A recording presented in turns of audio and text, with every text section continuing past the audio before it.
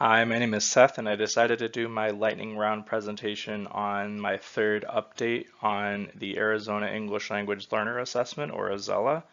My annotated bibliography addressed a lot of the criticisms surrounding the AZELLA in 2010, and what interested me about doing this update is I dug around after I submitted my annotated bibliography and found some slides about the current version of the Arizona English Language Learner Assessment in 2013, and it addressed a lot of the criticisms that were put up against the 2010 version of the AZELLA. And so I thought it'd be interesting to do an update related to my annotated bibliography that kind of lets the Arizona Department of Education kind of speak for itself. So that's what I'll be talking about today. First, to jump right into the criticisms, these are poor selection of standard setting method, poor selection of qualified judges, lack of demographic representation, and lack of evidence for cut score validity. So the first one, the 2010 AZELLA used what's known as an adjustive Angolf method. Basically, a panel of expert judges go through a series of rounds of setting cutoff scores until they determine what is considered a cutoff performance.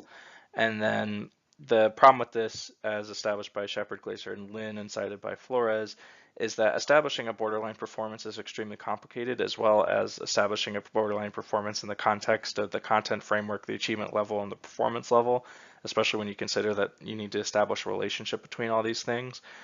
So you have an extremely complicated process leading to unreliable and inconsistent results that then must be tied to the achievement descriptors in the NAEP, the National Assessment for Educational Progress.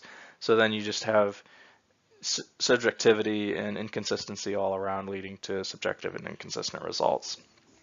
They selected judges that weren't necessarily experts in English as a second language or second language acquisition or even in literacy, which is bad.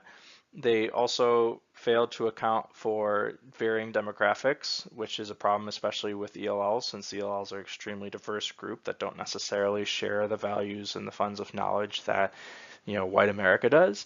And the last one is the table over here is the norm reference percentile ranks based on the scores in the AZELLA. And you can see that stark drop off after first grade, which probably led to over-identification of ELLs in kindergarten and first grade and under-identification of ELLs in subsequent grades. So the Arizona Department of Education then gave a presentation in 2013 on the revised AZELLA, which pretty much addresses all of the criticisms that Flores had in 2010. They used the bookmarking method, so they focused on establishing consensus first, which makes for a more reliable result and what you establish as cutoff scores. Their choice of project leaders also reflected a focus on expertise. Nedro is an expert in English language learner and English language arts content and in reading. And the person that they used to analyze the cutoff scores and whatnot has a PhD in mathematics. So these choices reflect, again, a focus on expertise. And they also decided to involve a range of educators in the process of validating test items, which also included identifying potential biases in questions and also addressed demographic representation, and as a whole made the process more transparent, which was an implicit criticism of some and an explicit criticism of Flores, though not the focus of her paper.